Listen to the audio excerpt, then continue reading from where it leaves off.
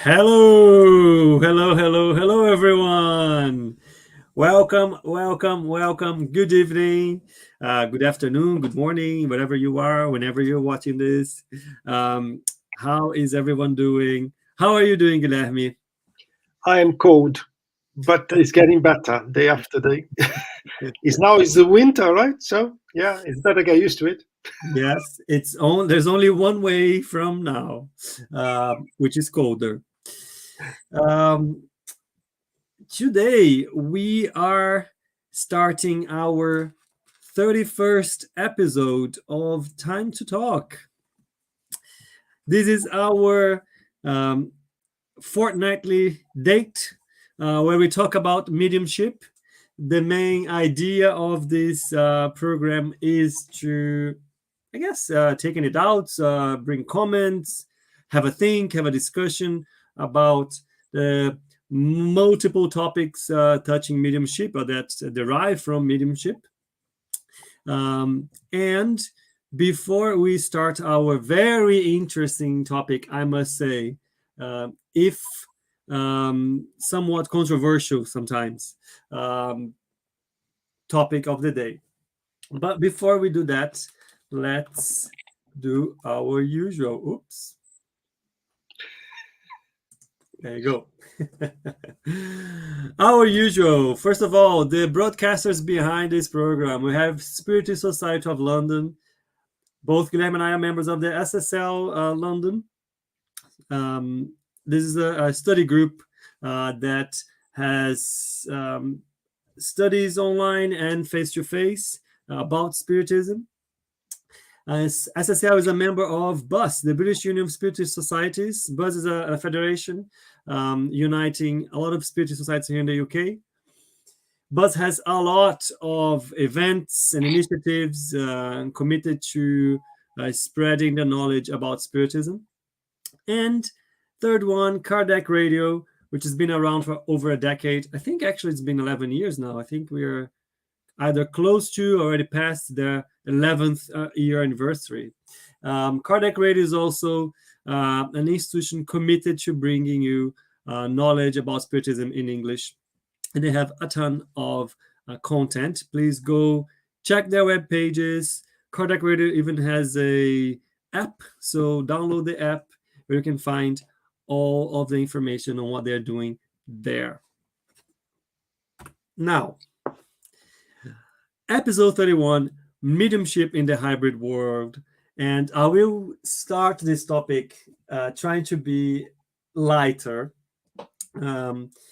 asking Guilherme what does he think about the changes that happened with the pandemic in our lives in general, and how that has an impact or should influence our, I guess, ways of working, if I must say, within a spiritist center, within mediumship groups,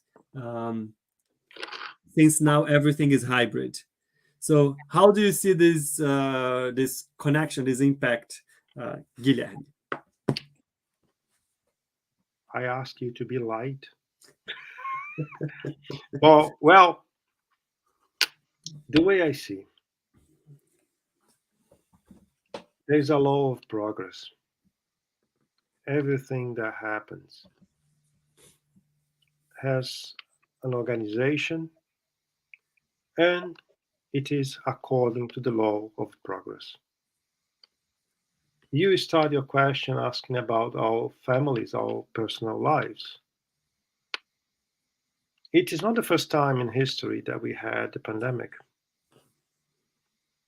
but at least for the great majority of incarnated spirits at the moment, it was the first pandemic where we had to revisit a lot of points that were taken as granted, as cast in stone in every aspect of life: family, work, religion, charity, how to survive, healthy-wise and financially wise. We had a lot to think, and we had time to think because we had to be at home. We we could go out, but not as we used to. So we had to learn how to live better with our family too. And one of the things that came with the pandemic, that situation, was we have stopped to do our activities, spiritist activities. I remember that very early in the pandemic, I think was the first week of the pandemic when it has reached my home country, Brazil. The Spiritist Center that I'm part of, I'm still part of it. They call for a meeting. What should we do? The first reaction of many was we have to close, we have to protect ourselves and our loved ones. But there was also a team trying, we can do that, and we can mitigate some of the activities we are doing. By the law, we could not have face-to-face meetings, we could not have lectures or things like that. But we also had our responsibility because we had families to feed and we have some souls to feed. Mm-hmm. One of our colleagues started straight away to propose, let's do that using Google Meet, because that was the tool they knew at the time. And that was totally new for me, by the way. And straight away we said, yes, that's it. We will not shut entirely our studies, and we move on. And we did. We gladly did. And a few weeks later, a few other centers in our hometown start to follow the same. And I think that was very positive. At that time, I asked personally the leader of our group in Brazil, we may have to think about virtual mediumship meetings. And he said that he was not comfortable with. He pointed some points, and I agreed. I totally agreed, because I had the same point of view. I was trying to think about something new, outside the box, if you like. But deep inside, I was afraid to do it. That's the main reason. I was afraid to do it. We never did. We never did. We did mediumship meeting for many years. I'm talking about an institution that started to have mediumship meetings 92 years ago. So we were fairly familiar with the routine of a mediumship meeting, Mm-hmm. but not through the computer. And we said no. So I think you can make some more questions and then we'll come back later. I think, to be honest, I think you touched a few points that probably pass people's minds. And I remember the first time I was hearing about doing online mediumship meetings. I had the same concerns in terms of, but can we do it? Not from a possibility, because I know it is possible, but more of like a should we do it, in terms of the preparation for the environment, the presence of the spirits, and so on, and the type of energy that goes around, the type of connections that might happen with the mediums, and so on. And that is what probably one of the things that goes by the minds of a lot of people. I think especially the people that have participated and know about mediumship meetings. in spiritist institutions. And my question to you is how do we go from there? Because if I start to rationalize in terms of how life changed, work changed, as you said, the work changed, the interactions with your family changed, the way you go do your groceries changed, and so on. Why not? Why would everything have changed and not some other aspects of our lives? If we were clearly in a new situation, a new stage in our intellectual evolution, where new tools are available to make things possible in a different way. But we are very settled in ways, especially when we talk about faith and religion and so on. So my question is, I think what you described in terms of resistance and concerns is the thing that hits everyone. It's natural. It's natural. How then do we move away from that? Instead of hitting it and thinking about, no, this is not right, we cannot do it because the spirits are going to be attached to the mediums, they're going to be stuck in their houses, the energy is going to be bad, they're going to have nightmares, they're going to, and so ever. Okay, how do I know if there's actually a possibility and how to do it? Rafael, I would describe the path I had to follow to be here today. Right? I think it's better. Mm-hmm. I am into research in the Spiritism for many years. And I am part of one research that's happening from before pandemic. And having discussions with this group came to my attention that 3 different groups were performing mediumship meeting online. When that came to my attention, I said, oops, I cannot be left behind. I need at least to know, understand, and if possible, participate to one meeting so I can see by myself what's going on. Because the way I see mediumship, everything starts with experimentations, with trials. So a week and a half after I was informed that was happening, I was granted access to one meeting in a different state than mine in Brazil. I was very, I wouldn't say not believing, but I was very cautious with everything on that meeting. And I clearly said to the indoctrinator, the organizer of the meeting, if you like, I'm here just as a witness. I'm doing this as part of a research, and I'm here just to see what is happening. And he said, you're most welcomed. You're not the first one. So, great. Me and my wife, we participate on this meeting. When the meeting started, I felt straight away the presence of the spirits.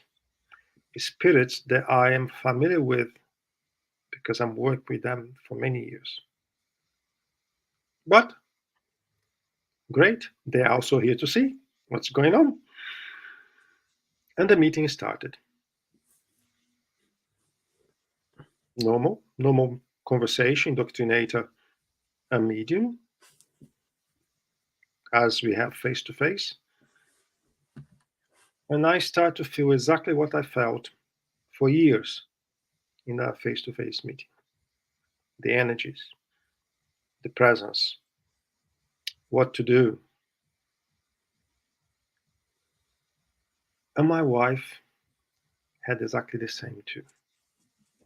And I asked through the meeting, the indoctrinator, the coordinator, may I help? May I participate more than I thought? Yes? Okay. So I had the first opportunity to talk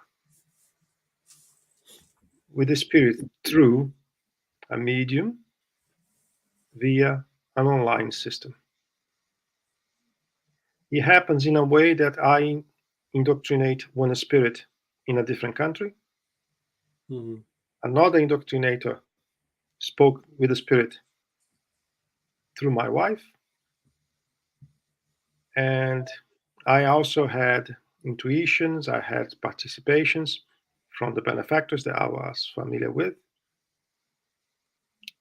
Well, making a long story short, on the end of the meeting, the team, they start to laugh.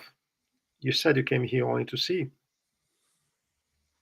I said, yes, that was my intention, but was not the intention of them, Mm-hmm.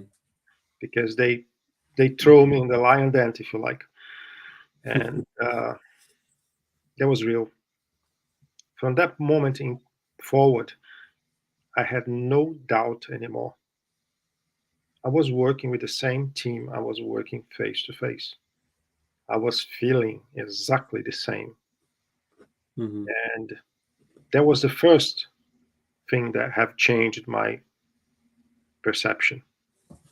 And I start to find hard to explain everything I was feeling through a virtual meeting. So I went back to the books. Kardec, Chico Xavier, André Luiz. And there is enough information there to put my heart to peace. And I think that's the most important. Even today in our study, if I remember what I was reading in the study, that on the introduction of the gospel, there is information there already. Mm-hmm. Of course, if you want to see, if you don't want to see, it's a different thing. Let me ask you something else, because you mentioned something that I think it's important for us to explore a bit more, which is you started to search for it from a exploratory perspective. You wanted to see how it was happening, what was happening, and so on. And based on your experience, you got the confirmation about the seriousness and the possibility of work by engaging with your spiritual workers that you're used to guide the works you are involved with. So this is something that usually comes to my mind as well. I think um, a lot of the groups, they're very skeptical and reticent to start those works or even consider doing those works. And one thing I keep thinking to myself is, why not asking to the spiritual benefactors then? Because they are the ones behind the work anyways. We are just instruments, right? So in doubt, if you have your mediumistic groups, you can pose the question. Maybe you need to change the format. Maybe you need to change that. But why not asking them if you already trust them, if you have the relationship, and so on? Let me just say one thing before I forget. Yeah. I see as a duty to every serious spiritist person to do research like Kardec did. Try, experiment, create data to make your ideas or theories validated. It's not what you think, it's what you were able to prove. So it is a duty to every spiritist not to just rely on books, but to experiment, of course, safely, in a decent manner, if you like. That's the first thing. I am very happy because you said that, Rafael, about asking the benefactors, because we can see through Kardec's work in many points that Spiritism is not from the incarnated. Spiritism is from the spirits. Saying that, we have to work with the spirits. And I did ask the team that I'm used to work with. I will send you the psychography later for your own knowledge. I did ask, after that experience I had, that was sufficient already, but I'm always ask the benefactors I'm used to work with if I'm not having like another crazy idea, or if it's something happening, if it's something specific that I need to work upon. And I did ask. And the answer was positive. Yes. Prepare yourself, and we will be with you. That's all I need. That's all I needed. Because I've worked with them for years, decades, and I know them. Right? So from that point onwards,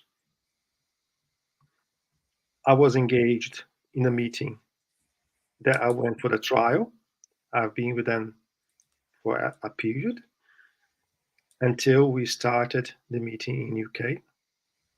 And today the meeting is happening in few places. This meeting, this method of meeting is happening in several places. And following what Kardec did in his time, we collect data, experience. I can clearly say that we had no problems in the meeting that could not be dealt with. Oh, so you had problems then? Yes, some people are not very familiar with computers. Especially elderly people, they are very resistant to use computers, cell phone, things like that. So we had to train people. We have to make them acquainted with a new tool. But talking about the spirits, the mechanism of the meeting, talking with spirits, giving help to the spirits, we had no problem. One thing that was very important that I was told before I went to my first mediumship meeting, virtual mediumship meeting, was that a lot of people have fears. That's the main obstacle, fear. Through that process, through that research, I also participate in an ectoplasmic meeting online, and it's real. Well, how you know it's real? Because I participated before face to face for years. And then online, exactly the same thing happens. So today, I cannot say I don't believe. It's not safe. I can't. Or I wouldn't be faithful with the spirits part of the team, with my colleagues. I cannot say that. Yeah. You by giving this example of all the different meetings, like the ectoplasmic meeting, another question comes to my mind. And usually when we're talking about other groups that are not are still skeptical and reticent about starting mediumship meetings online, there's the usual association to doing disobsession work in online meetings. And what I wanted to ask you is like the type of work, for instance, that we have been doing in SSL every week. It's not the usual disobsession work, right? It's just, it's more of a, if I were to classify it as more of rescue work, it doesn't mean that there is no obsession cases that come through. but is it, if you read about his obsession in the books and so on, I think it's a bit not quite like that. So my question to you is there at the moment, based on what we're seeing, is there a limit to what should be done online? What type of meetings we know works? What type of meetings we have received? If you have received any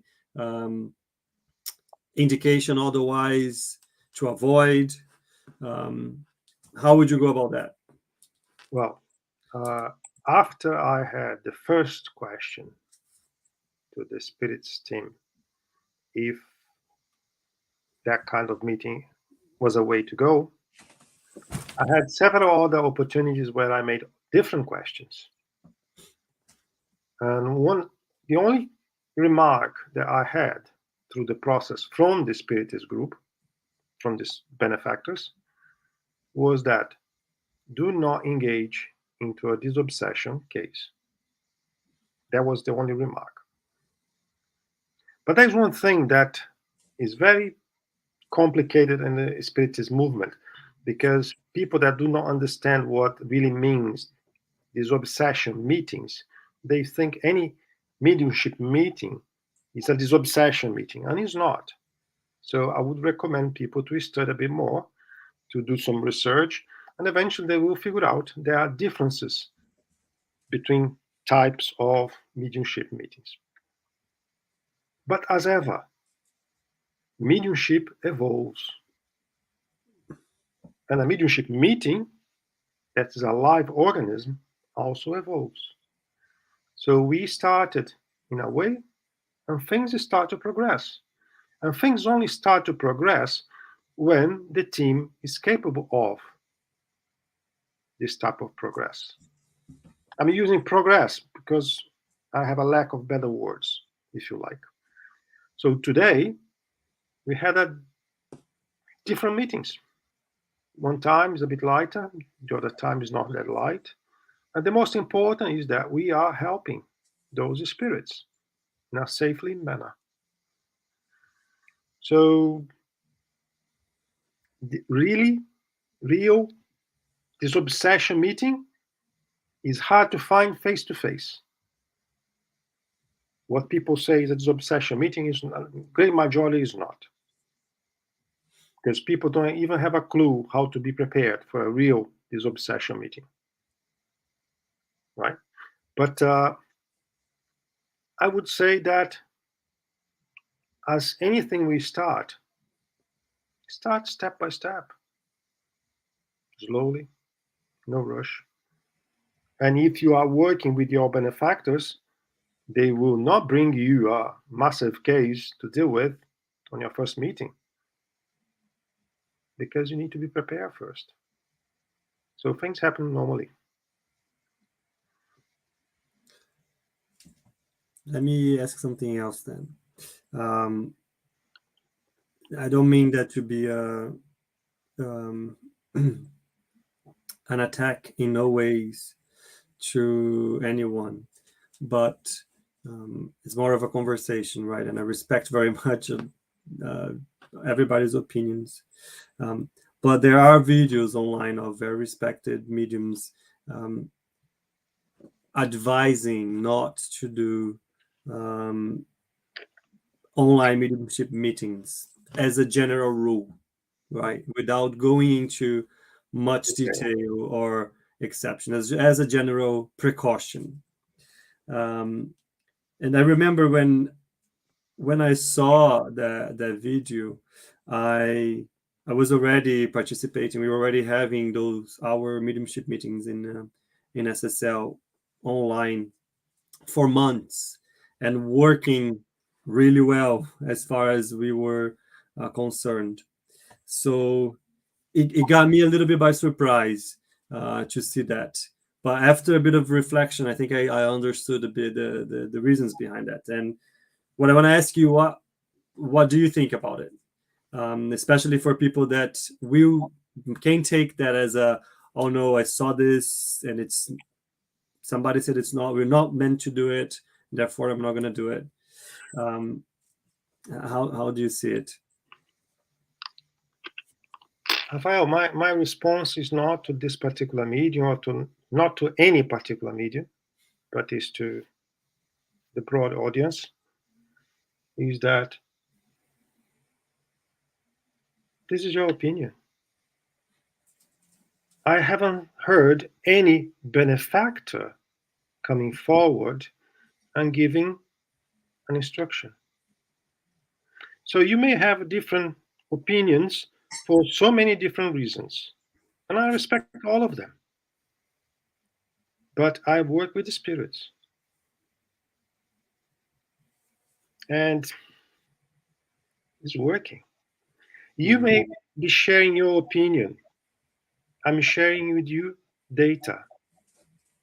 We're talking about 1.5 years, 2 of cases that I witness, that I participate, plus years of the others institutions, because they have that method even before the pandemic, some of them. So there is data. And data is what Kardec has used in his time. So bring me data. But bring me data in a format that is concise and we are able to analyze. Because, of course, if your home is a mess, if you are a mess on your day to day, drinking, smoking, and something else, having arguments in your home with your family, if not doing something worse, of course it's not going to work. And by the way, if you are like that, it's not going to work face to face either. If you don't have enough faith, if you don't trust your benefactors, don't go that way. It's not going to work. If you are so afraid for so many reasons, don't start it. You may have your fears for some reason. Yeah. But I'm working with data. And with data, I can only accept any other comment as point of view. Because, as you said, work. It does work. Yeah. In different countries, and it does work. Yeah. Let me stop here and say hello to our friends. We have a lot of friends online. I want to say hi to Faye, hi to Ebony, Daniel, Herminio, and Marco. Very nice to have you. If you have any comments, questions, or anything, please drop us a note and I will bring them up. I want to talk a little bit about what you mentioned, and I think an online mediumship meeting does not excuse all of the work that and dedication and commitment that a medium needs to have, of course. And we do associate in a lot of cases the protection of the mediumistic work to the institution, to the venue where the institution is based, when as soon as you start reading about mediumship, you will know that the protection comes from the medium, the commitment, the behaviors, the mental state, the emotional state, and the habits, and so on. And same thing when we are talking about you mentioned our houses, and that's probably one of the things that whenever we are in any I don't want to say danger, but in any situation, in tricky situation, spiritually speaking, even if you're a medium or not, the hygiene that you have to go through mentally and in your house by edifying the thoughts you have in your house, the interactions, the discussion, the gospel at home, the prayers, and so on. All of those things are basic things that you need to have within yourself, within your mind, within your day-to-day, for you to be ready, for your house to be ready, prepared for a balanced life. Even more important for mediumistic work.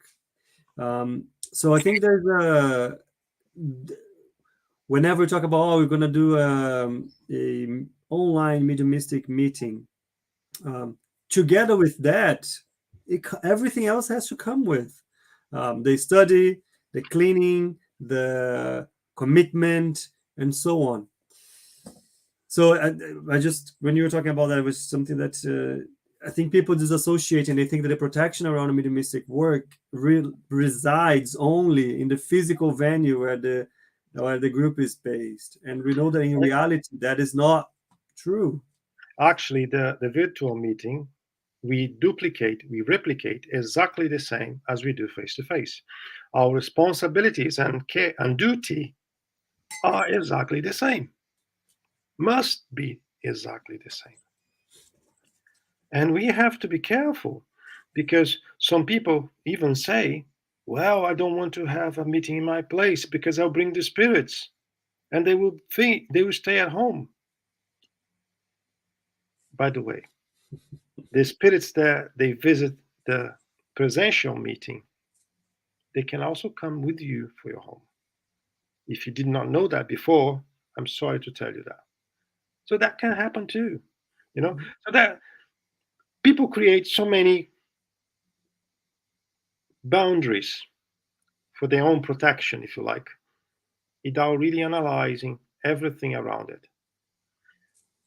We have to be more familiar with energy, fluids, how things work with the spirits, be acquainted to the real mechanism of how it works. And then, if you don't feel comfortable, fine, don't do it. But if you only don't feel comfortable for any reason, that's not sufficient, in my opinion, to say that's not possible. That does not work because you have no data.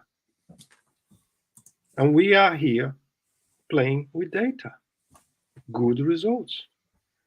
So, unless you have a different experience telling me that you had bad results, and allow us to evaluate what could be the reason of your bad results,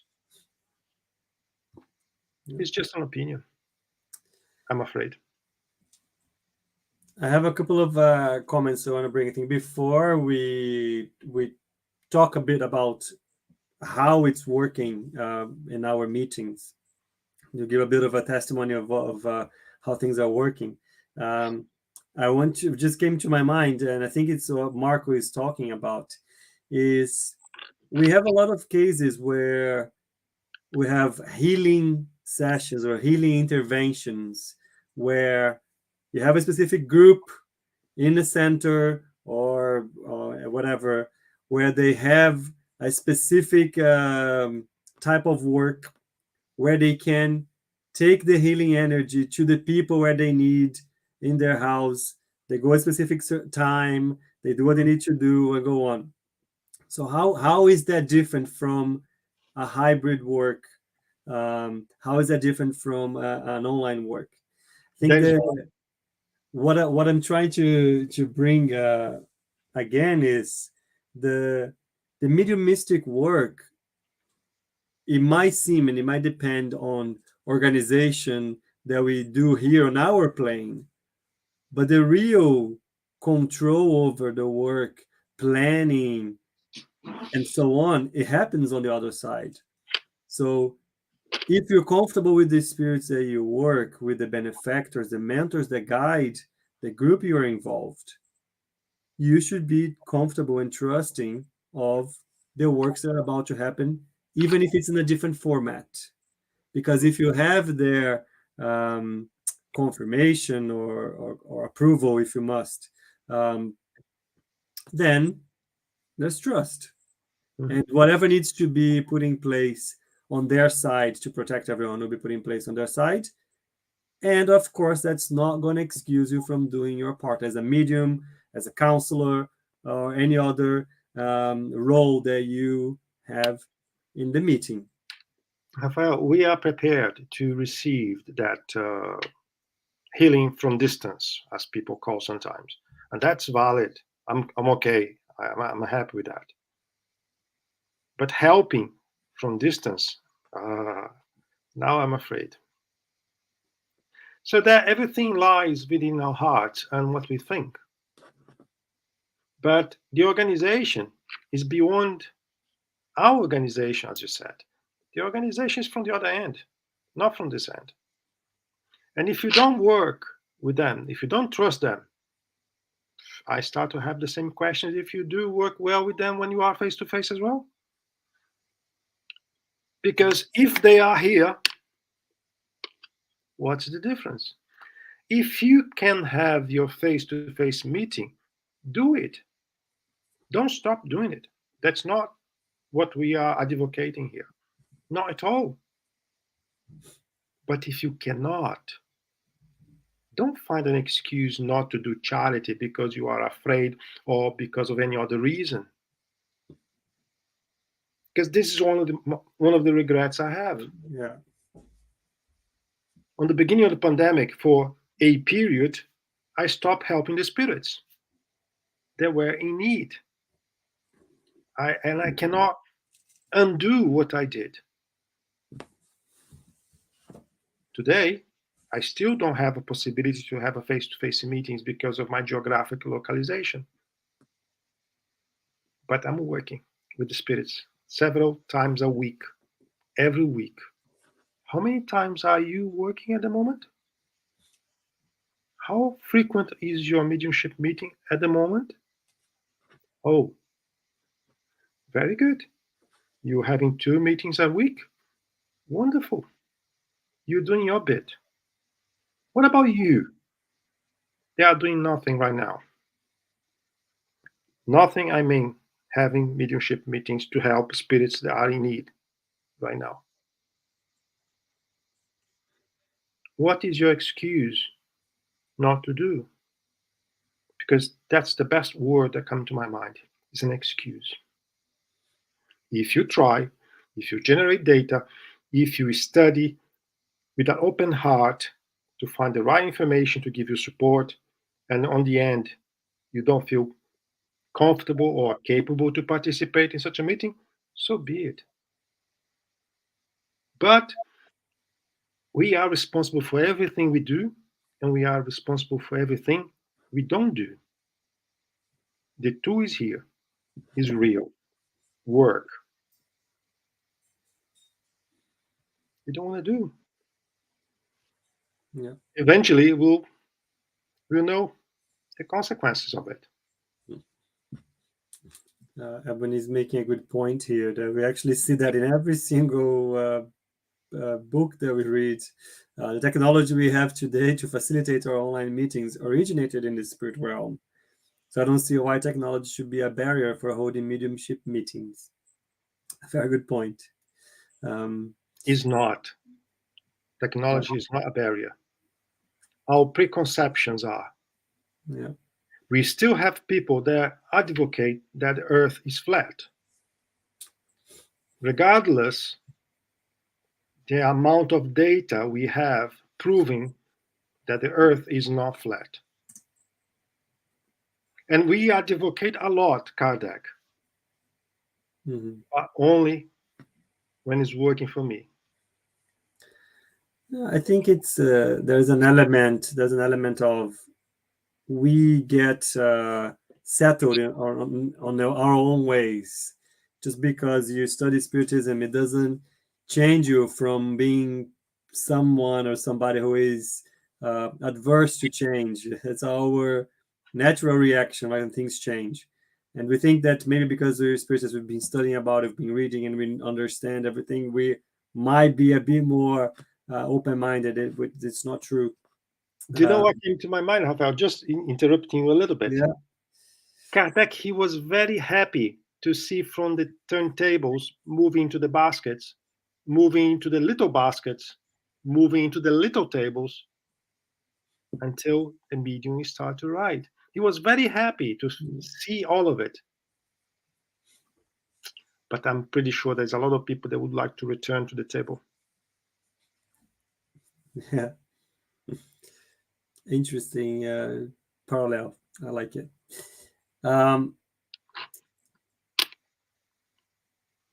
can we then talk a little bit about how things work for us? Oh, before we go there, you mentioned something about like the experimenting and trying things and so on.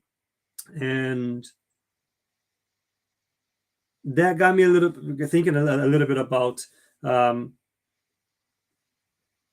should people just experiment on their own? Because just I would from not recommend that. from your speech, I just want to make that clear. No. When I'm talking about experiments with the minimum level of security. What is that? Because things can No, go sideways. what is the minimum? What is the minimum level of security? I will use one of the answers from the spirits on the beginning of my research before I engage myself in start in the mediumship meeting like that, right? In start to create a mediumship like that. You need to have mediums, the minimum number of mediums with experience. That was one point. When I'm talking about mediums and indoctrinators, of course. Mm-hmm. If you don't have them, even face to face can go sideways. Virtual is exactly the same. So you need to have the minimum team familiar with the job. And the way we did when we create one of the meetings we create, we only had people with years of experience as a mediums and as indoctrinator. We had no problem at all. We also started a mediumship for beginners, and now people is jumping on the chairs, on their chairs. How is that allowed, for God's sake? Yes, we started. It's like a year now, ish, a bit more, I guess. More than a year, yeah. More than a year. We had no problem at all. Of course, we had experienced mediums, experienced indoctrinators, following the guidelines of the benefactors, replicating exactly the same method used for years on a face-to-face meeting, having a particular care about the instruments, the technology. And until today, data again works.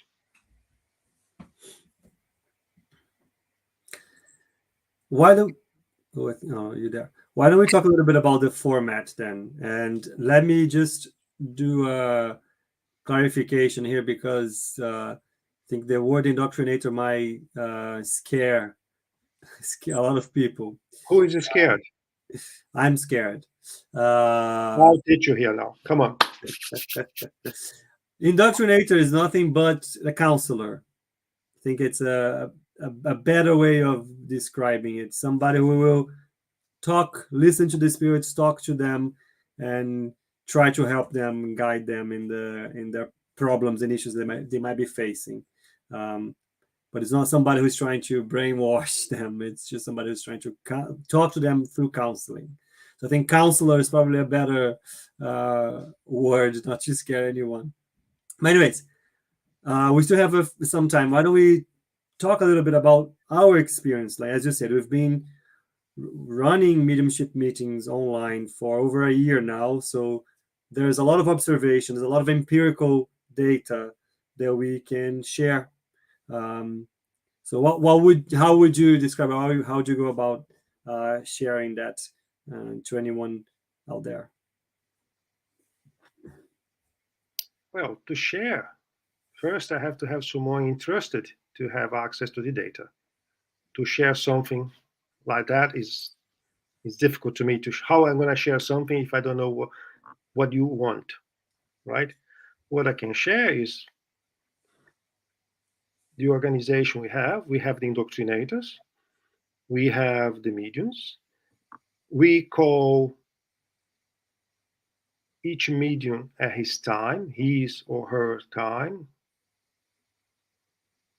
We allow 2 communications per medium. We start with a prayer. We also have a short vibration when we do have names of people that are in need.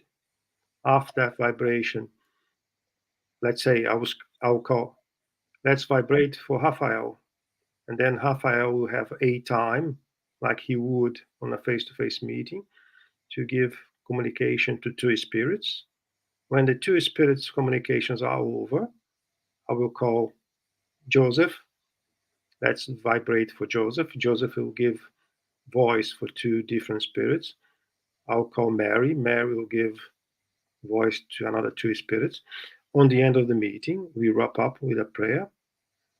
After the meeting, we stay online, we chat a little bit about our experiences, about things that we felt for the first time, for example.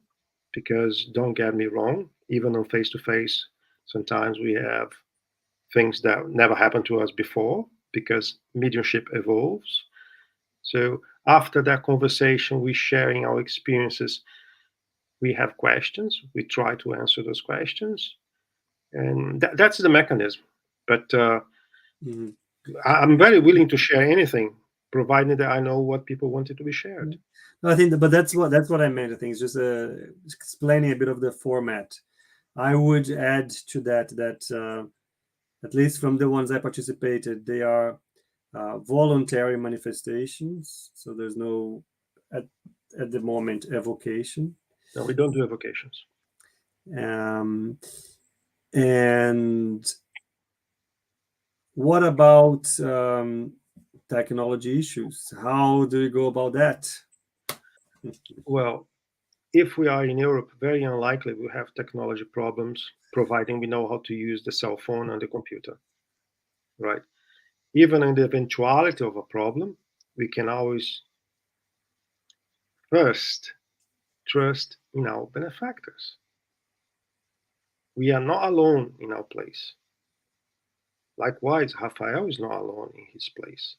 If for any reason he dropped the internet for a few minutes, nothing wrong is going to happen. Because we are there. The spirits are there. And after a period of time, we start to create a relationship with the members of that meeting that we start to feel what they are feeling. Exactly the same like you do in a face-to-face meeting. It's not like just a computer thing.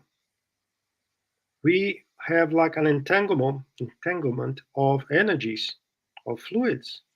Everyone that participates on that meeting is tied to the next one. We had one day internet was dropped for a few minutes. Someone started not to hear what the indoctrinator was saying. There was not a problem because he could feel the spirit.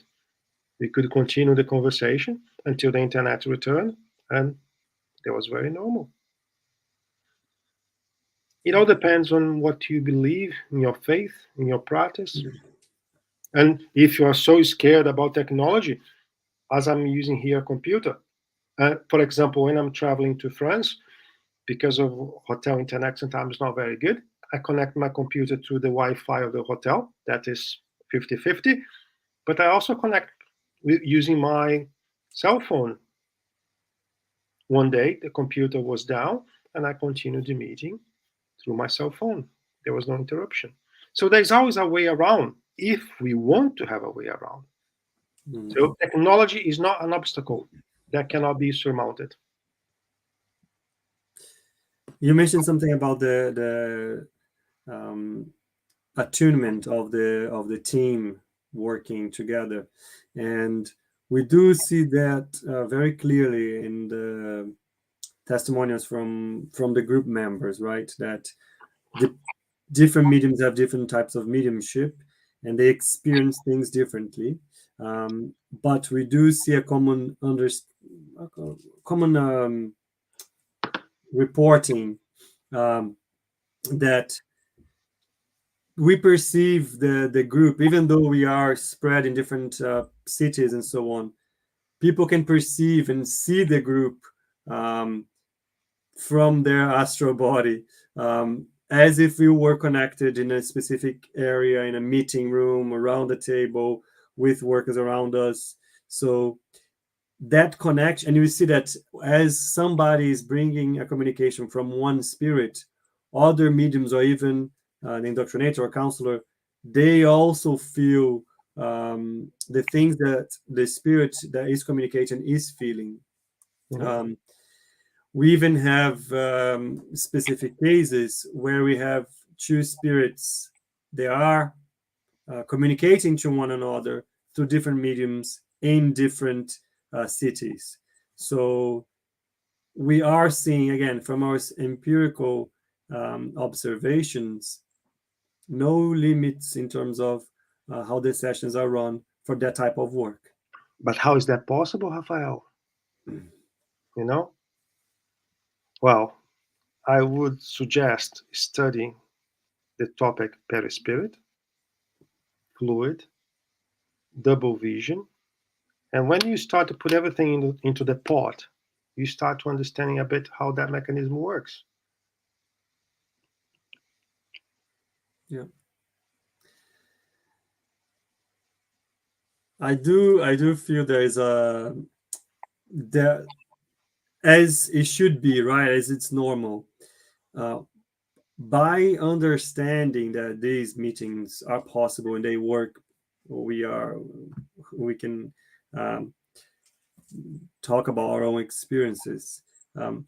New questions about how things work will come up, right? I think in terms of the geography, location of a medium and a spirit, um, the buildings or venues or areas that are created in spiritual world, and how there is a connection between those areas and the multiple geographic space on this plane work.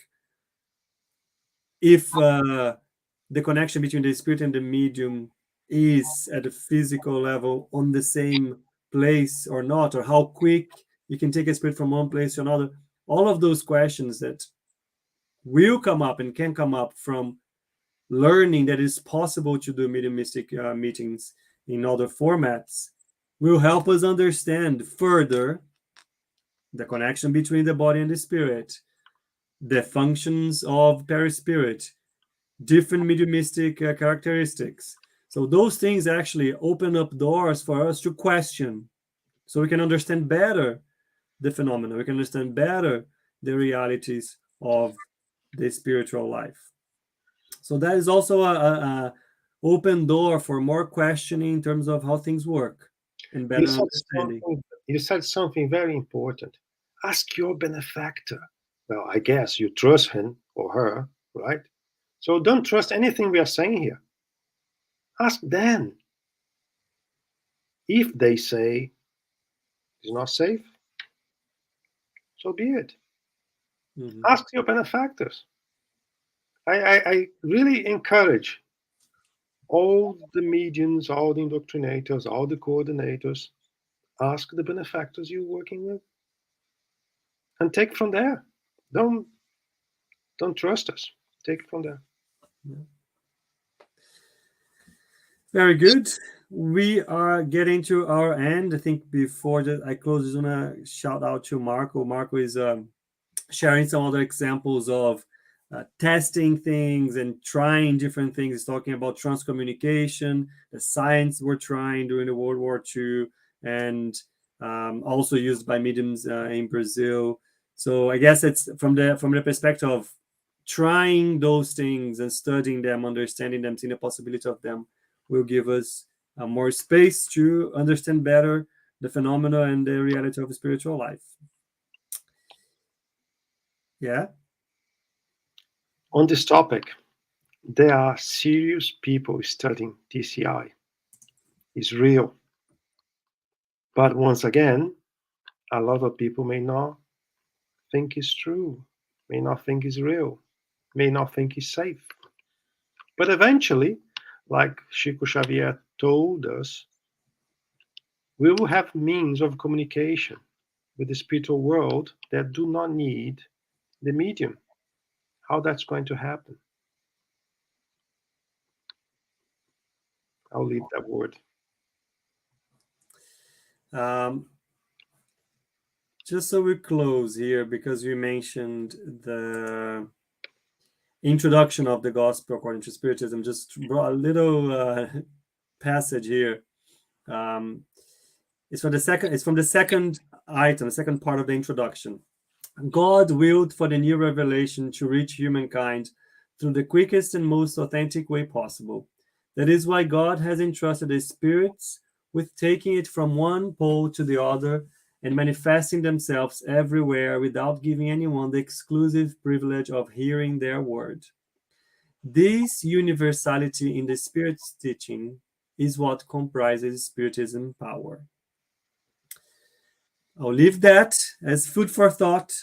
I will recommend people to read the introduction, the second part of the introduction from the Gospel, as a reflection, as a provocation. And if you have any questions, any doubts, or if you are more interested about how things are working in our group, please drop us a message. But our time is up, so I'm going to go to our announcements, and so we can close this session today. As usual, next Tuesday we have an Oslar Studies. If you'd like to join, is at 8 p.m. UK time. You get the details for the Zoom meeting here, or you can also look at it on the Facebook page for BUS or SSL. Then on Saturdays, we have the Medium's book study group. It's at 10:30 a.m. UK time. Also, you're welcome to join us. We are going item by item on the Medium's book, discussing it and talking about it, so you can bring your questions there as well. Every Wednesday, you have Coffee Break with Kardec, hosted by Munir, where he talks about the book Genesis. And every Wednesday, have Spiritual Light. Tomorrow, you have a special one talking about reincarnation at 4 p.m. UK time. And that is what I had for today. So, hopefully this was useful and a good conversation. I quite enjoyed it. Guilherme, thank you very much for your patience and for talking to us about all the process that you went through. And yeah, that's goodbye for me. Ciao, Well, Guilherme. it was a pleasure to be here. And my last word is, do not miss an opportunity to do charity. See you soon. Bye. Ciao.